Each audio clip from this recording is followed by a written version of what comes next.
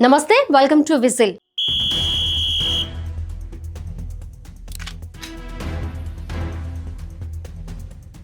Formula ఈ car race కేసులో senior IAS అధికారి అరవింద్ కుమార్ చిక్కుల్లో పడ్డారు.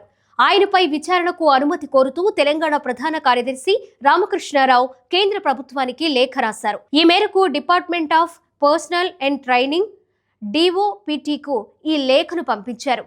ఈ కేసులో అరవింద్ కుమార్ A2గా ఉన్నారు. ఈ కేసులో విచారణ చేపట్టడానికి తెలంగాణ గవర్నర్ జిష్ణుదేవ్ వర్మ ఇదివరకే అనుమతి సైతం ఇచ్చారు. బీఆర్ఎస్ కార్యనిర్వాహక అధ్యక్షుడు మాజీ మంత్రి కేటీఆర్ పై విచారణకు గతంలోనే గవర్నర్ నుంచి ఆమోదం లభించింది.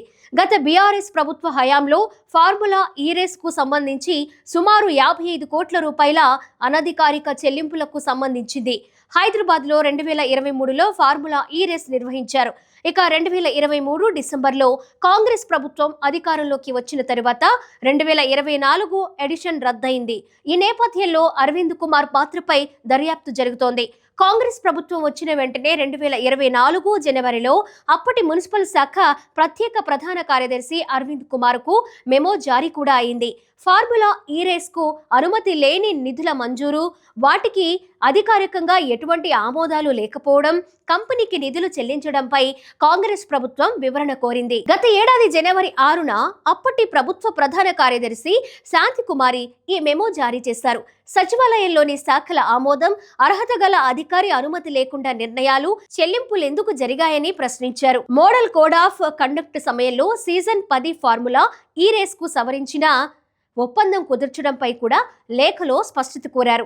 అప్పట్లో హైదరాబాద్ మెట్రోపాలిటన్ డెవలప్మెంట్ అథారిటీ నిధుల నుండి ఫార్ములా ఈ కార్ రేసు కోసం 46 కోట్లు, పన్ను మరో 9 కోట్ల రూపాయలను చెల్లించారు. దీనికి కుదిరిన ఒప్పందంపై సంతకాలు చేయడానికి ముందే HMDA బోర్డు, అలాగే రాష్ట్ర ఆర్థిక శాఖ అనుమతి లేకుండానే ఈ మొత్తం చెల్లించినట్లు మెమోలో ప్రస్తావించారు.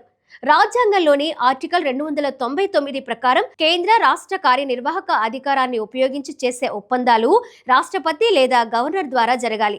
మెమోపై అరవింద్ కుమార్ స్పందించారు. అప్పటి మున్సిపల్ మంత్రి కేటీఆర్ ఆదేశాలను పాటించినట్లు వివరణ ఇచ్చారు. దీని తరువాత కేటీఆర్, అరవింద్ కుమార్, HMDA మాజీ చీఫ్ ఇంజనీర్ BS రెడ్డిపై ACB కేసు నమోదు చేసింది. ఇప్పుడు తాజాగా అరవింద్ కుమార్ పై విచారణకు అనుమతి కోరుతూ DOPTకి లేఖ రాశారు ప్రభుత్వ ప్రధాన కార్యదర్శి.